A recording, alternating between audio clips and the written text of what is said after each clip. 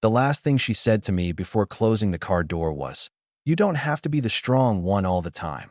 Then she smiled like she always did when she thought she understood me better than I understood myself. And I let her leave. I didn't chase after her. I didn't say the thousand things sitting in my chest like bricks. I just stood there in the quiet parking lot, watching her taillights disappear into the night, knowing full well that I was watching the woman I loved drive out of my life. People think letting someone go means you stop loving them. That's not what happened. If anything, I loved her more in that moment than I ever had before. Her name was Emily, and I met her 8 years earlier on a rainy Tuesday that was supposed to be completely ordinary. I was 26, broke, and working late shifts at a small printing shop downtown. It was the kind of place that smelled permanently like ink and hot paper. She walked in just before closing with a stack of flyers she needed printed for a charity event. Her hair was soaked from the rain. She apologized 3 times in the first minute for coming in so late. I remember thinking she looked like someone who didn't belong in a place like that. "Is it too late?" she asked. I looked at the clock. 10 minutes until closing. "Depends," I said. "How many flyers?" 500. I laughed. She didn't. That's how it started. I stayed 2 hours after closing that night, helping her finish the order. She insisted on waiting instead of coming back the next day, which meant we ended up sitting on the floor near the old cutting machine, talking while the printer slowly spit out sheet after sheet. She told me about the community center she volunteered at. I told her about the photography classes I wanted to take but couldn't afford. At some point, we forgot we were strangers.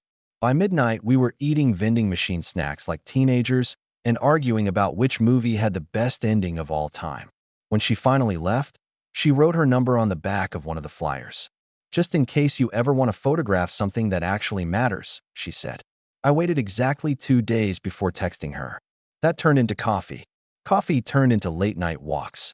And late-night walks turned into the kind of relationship that sneaks up on you so slowly that one day you realize someone has become the center of your life without asking permission. Emily had this way of making ordinary things feel important. Grocery shopping turned into an adventure because she insisted on trying one new ingredient every week. Driving across town for tacos felt like a road trip. Even doing laundry somehow became fun if she was there, sitting on top of the dryer and telling me stories about the kids at the community center. For the first 3 years, we were the couple everyone else secretly hated. No drama, no screaming matches, no breakups and getting back together. Just two people who seemed to fit. My friends used to joke that she'd fixed me. Before Emily, I was the guy who kept everyone at a distance. The guy who never talked about feelings and disappeared whenever life got complicated. But with her, things felt steady, like I finally had somewhere to stand. By the 4th year, we had moved into a small apartment together.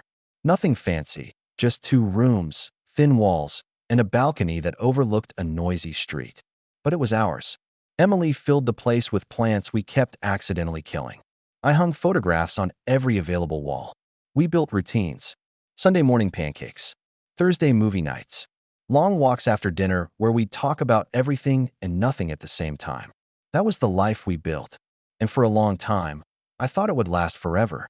The first crack appeared in a conversation that seemed harmless at the time. We were sitting on the balcony one summer night, sharing a cheap bottle of wine, when Emily asked a question that changed everything. "Do you ever think about leaving this city?" she said. I shrugged. "Not really." She looked out at the streetlights below. "I do," she said quietly. I didn't realize it then, but that moment was the beginning of the end. Because what she wanted from life and what I thought I wanted were about to start pulling us in 2 completely different directions. And neither of us knew it yet. For a while, that conversation on the balcony didn't seem important. People talk about moving all the time, about starting over somewhere else, about new jobs, new cities, new versions of themselves. Most of the time, it's just talk. So I didn't think much about it. Emily didn't bring it up again for weeks, and life went on exactly the way it always had. Work during the day, dinner together in the evening, lazy weekends that felt like they stretched forever. But something small had shifted. I started noticing little things. Emily began spending more time on her laptop at night. At first, I assumed it was just stuff for the community center, but sometimes I'd glance over and see maps open on her screen. Articles about different cities. Job listings. Once I caught a glimpse of an application form before she quickly switched tabs. I didn't say anything. Not because I didn't care, I just didn't want to turn something small into a problem that didn't exist yet. At least that's what I told myself. A month later, she finally brought it up again. We were eating takeout on the couch, some terrible action movie playing in the background. She muted the TV halfway through a scene where a helicopter exploded. "Can I ask you something?" she said. I knew that tone. "Sure. What would you do if you had the chance to start over somewhere new?" I shrugged. "Depends." "On what?" "On whether I wanted to leave everything behind." She studied my face like she was trying to solve a puzzle. "I got an email today," she said. My stomach tightened slightly. "From where?" "There's a nonprofit in Seattle. They run youth programs, shelters, education support. A lot bigger than the community center here." I nodded slowly. "That sounds good." "It's more than good," she said. "It's everything I've wanted to do, just on a bigger scale." I waited. "And?" I asked. And they asked if I'd be willing to interview. The room suddenly felt quieter. Seattle was over 1,000 miles away. "You should do the interview," I said after a moment. Emily didn't smile the way I expected her to. Instead, she watched me carefully. "That's it?" she asked. "What do you mean? You're not going to ask if I'd actually move there?" I picked up a carton of noodles and pretended to focus on eating. "I figured you'd tell me if it got that far." "It could get that far," she said. I set the food down. "Then we'll talk about it when it does." Emily leaned back against the couch. "You're doing that thing again." "What thing?" "The thing where you avoid the conversation until it becomes a problem." I sighed. "It's not a problem yet. But it might be." I didn't have a good answer for that. The truth was, I'd built my whole life in this city. My job had finally turned into something stable. I'd started doing freelance photography on the side. I had clients, connections, routines. Everything that made me feel like I wasn't drifting anymore existed here. Leaving meant starting over. And I wasn't sure I had the energy to do that again. But Emily was looking at me with that hopeful, searching expression she got when something mattered deeply to her. So I forced a small smile. "Do the interview," I said again. "Seriously, you'd regret it if you didn't." For the first time that night, she smiled back. "Thank you." A week later, she flew to Seattle. I drove her to the airport early in the morning. The sky was still gray, and the highway was nearly empty. Emily was excited in the way people are when they're trying not to show how nervous they are. She talked the entire drive about the organization, the programs they ran, the people she'd spoken to during the initial call. I listened and nodded. But somewhere in the back of my mind, a quiet thought had started forming. If they offer her the job, what happens to us? I didn't ask. At the airport drop-off lane, she leaned over and kissed me. 3 days, she said. Then I'm back. Bring me something from Seattle. I joked. Like what? Proof the coffee there is actually better. She laughed. Then she grabbed her bag and stepped out of the car. I watched her walk into the terminal without looking back. 3 days later, she came home. And the look on her face when she walked through the door told me everything before she even said a word. She didn't even take her shoes off when she walked through the door. That was the first thing I noticed. Emily was the kind of person who had routines for everything. Shoes off at the door, bag on the chair, quick walk to the kitchen to water whichever plant was closest to dying that week. But that night she just stood in the doorway holding her suitcase. And she was smiling. Not a small smile. Not the polite one she used with strangers. This was the kind of smile that meant something big had happened. My stomach dropped before she said a word.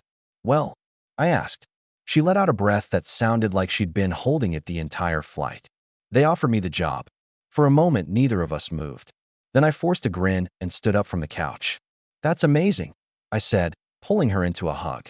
And it was amazing. I meant that. Emily had spent years pouring everything she had into helping other people, often for barely any money and zero recognition. If anyone deserved an opportunity like this, it was her. But as I hugged her, I felt something heavy settle in my chest, because I already knew what came next. They want me to start in 2 months, she said quietly. 2 months. That wasn't a lot of time. I stepped back and looked at her. Seattle, right? She nodded. Seattle. There it was. The moment the future stopped being vague and became real. I walked into the kitchen and grabbed 2 glasses. My hands needed something to do. Wine? I asked. Please. We sat on the couch with the same cheap bottle we'd been drinking the night she first mentioned leaving the city. Only now the conversation wasn't hypothetical. They loved you, didn't they? I said. Emily laughed softly. I think so. The director kept talking about expanding their youth housing program. They want someone to lead it. That sounds exactly like something you'd want to do. It is. She said it with a mixture of excitement and fear. I took a sip of wine and stared at the coffee table. So what happens now? I asked. Emily didn't answer immediately. I was hoping we'd figure that out together, she said. There was a long pause. Finally, she said the question we'd both been avoiding. Would you come with me? I had known she was going to ask. Still, hearing it out loud felt different. The apartment suddenly felt smaller. My job is here, I said carefully. You could find photography work anywhere. It's not that simple.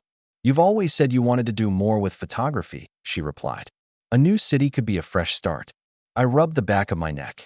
Starting over is expensive. We'd figure it out. Emily leaned forward, her voice softer now. Mark, this is the kind of opportunity people wait their whole lives for. I looked at her. I know, and I don't want to do it without you. That part hurt the most, because I believed her. But belief didn't solve reality. I've spent years building stability here, I said. Clients, connections, everything. And I've spent years building towards something like this, she replied. Neither of us raised our voices. That somehow made the conversation heavier. I'm not asking you to give up your dreams, she continued. I'm asking if you'd consider building them somewhere else. I stared at the floor. For the first time in our relationship, the paths in front of us didn't overlap neatly. They split. And whichever direction we chose would cost something. I need time to think, I said finally. Emily nodded slowly. Okay. But the word didn't sound reassuring. It sounded like the beginning of a countdown. Over the next few weeks, we tried to pretend everything was normal. But the question sat between us like an invisible wall. Emily started preparing documents for the move, researching apartments in Seattle, talking with her future coworkers. I started working longer hours. Not because I had to, because thinking about it too much made my chest tighten. One night, about a month before her start date, Emily found me sitting alone on the balcony. You've been quiet lately, she said, sitting beside me. I've been thinking. About what? I looked out at the city lights. About how sometimes loving someone doesn't make decisions easier. Emily didn't reply, but I could feel the tension in the silence. Then she asked the question again. So, would you come with me? And this time, I realized something that scared me more than anything else. I still didn't know the answer. I wish I could say I figured it out quickly. That one morning I woke up with complete clarity, looked at Emily, and said the exact right thing. But that's not how it happened. The truth is, the closer her move date got, the more complicated everything felt. Emily was excited.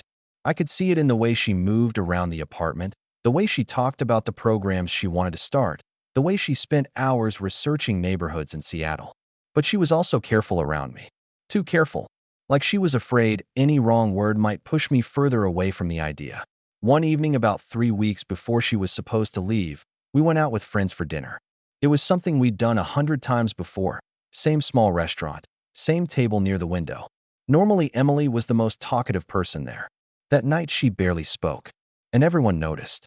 At one point, my friend Daniel leaned across the table and asked, "So when are you two moving to Seattle?" Emily looked at me before answering.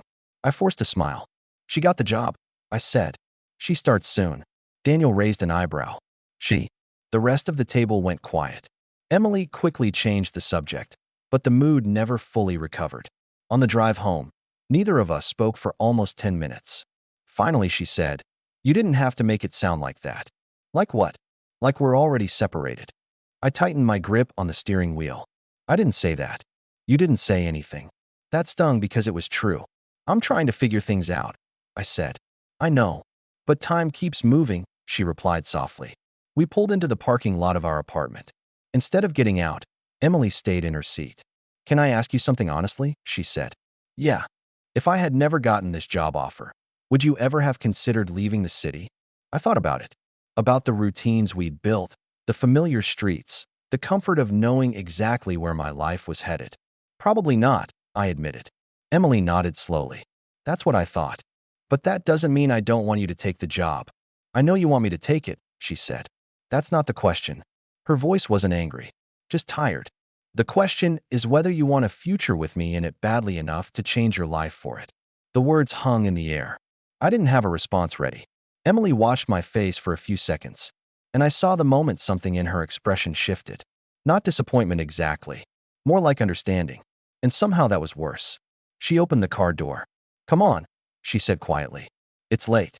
Over the next week, the apartment slowly started filling with moving boxes. Emily packed books first, then clothes, then kitchen supplies she wanted to bring with her. Watching our life get folded into cardboard made everything feel painfully real. One night I came home from work and found her sitting on the floor surrounded by photo albums. The ones I had made over the years. Trips we'd taken. Birthdays. Random moments that had felt too good not to capture. She was smiling and crying at the same time. These are coming with me, she said, holding one up. I sat down beside her. You don't have to take everything. I know. She wiped her eyes and laughed softly. It's weird. I always imagined we'd be packing like this together. That sentence landed harder than anything else she'd said. Because I had imagined that too. Just not like this.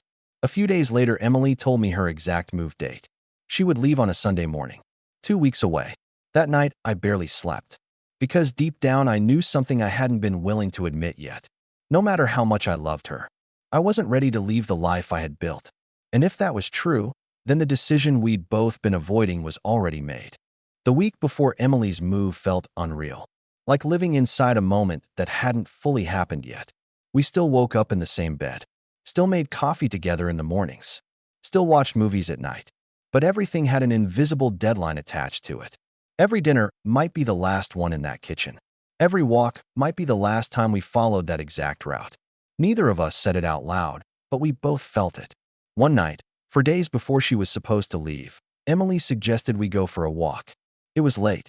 The streets were mostly empty, the kind of quiet that only happens after midnight in a city that never fully sleeps. We followed our usual path without discussing it. Past the small grocery store on the corner. Past the park where we'd once gotten caught in the rain and ended up laughing like idiots under a broken shelter. Eventually, we reached the bridge overlooking the river. We used to come there a lot during the first years of our relationship. Back when everything felt simple. Emily leaned against the railing and looked out over the water. Do you remember the first time we came here? She asked. I nodded. You tried to convince me that the city looked better at night. And you said cities only look good at night because darkness hides the problems. She smiled. I still think that's true. For a while we just stood there. The wind coming off the river was cold. Finally she spoke again. I've been thinking about something, she said. About what? About how people always say love is about sacrifice. I glanced at her. Yeah. But they never explain what happens when both people have to sacrifice something different. I didn't answer. Because there wasn't a clean answer. Emily turned toward me. I know you're struggling with this, she said. And I don't want you to think I haven't noticed. I just don't want to make the wrong decision. There isn't a right decision, she said gently. There are just consequences. Her honesty hurt, but it also felt relieving. Like someone had finally said the thing we'd both been avoiding. Do you want me to come with you? I asked quietly. Emily didn't respond immediately. Then she said something I didn't expect. Yes. The word came out steady. But not if you're going to resent me for it later. I frowned. I wouldn't resent you. You might, she said softly. If you leave everything behind before you're ready. I looked down at the ground. She stepped closer. Mark, I fell in love with the person you are here. The way you built your life. The way you finally found something stable. Her eyes met mine. I don't want to be the reason you lose that. But if I stay, I said, I lose you. Emily swallowed. That's the part people don't talk about when they say love means sacrifice. The city lights reflected off the river behind her. For the first time since all of this started, the situation felt painfully clear. No compromise would fix it. If I moved with her, I'd be giving up a life I had fought hard to build. If I stayed, I'd be letting go of the person I loved most. Emily reached for my hand. Whatever happens, she said, I don't want us to hate each other for it. I could never hate you. She smiled sadly. You'd be surprised what time can do. We stood there holding hands for a long time. Neither of us trying to force a solution anymore. Just two people standing at the edge of a future that was about to split in half. When we finally walked back to the apartment, the silence between us wasn't heavy anymore. It was something else. Acceptance. And deep down, I think we both knew that our goodbye had already started. The morning Emily was supposed to leave arrived faster than either of us were ready for. I woke up before the alarm. For a moment, I just stared at the ceiling, listening to the quiet hum of the refrigerator in the kitchen and the faint sound of early traffic outside. Emily was still asleep beside me. Her hair was a mess, half covering her face the way it always did when she rolled onto her side during the night. I had watched her sleep like that hundreds of times before, but that morning it felt different, like I was memorizing something I would never see again. I slipped out of bed quietly and went to the kitchen. The apartment looked emptier than I remembered. Most of her things were already packed into boxes stacked near the door. The plants she loved so much had been given to friends. The walls where my photographs used to hang looked strangely bare. It didn't feel like our home anymore. It felt like a place we were both slowly leaving behind. I made coffee for both of us out of habit. A few minutes later, Emily walked into the kitchen wearing one of my old hoodies. "Couldn't sleep?" she asked. "Not really." She sat across from me at the table. Neither of us reached for the coffee right away. "So," she said after a moment, "this is the day." Yeah.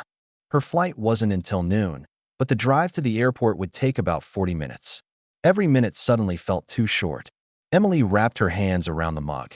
"Have you decided?" she asked quietly. The question didn't surprise me. She deserved an answer. I had spent the entire night thinking about it. About Seattle. About my job. About the life we had built together. And about the uncomfortable truth I could no longer ignore. "I have," I said. Emily looked up. For a second, I saw hope flash across her face. That made what I had to say even harder. "I can't come with you."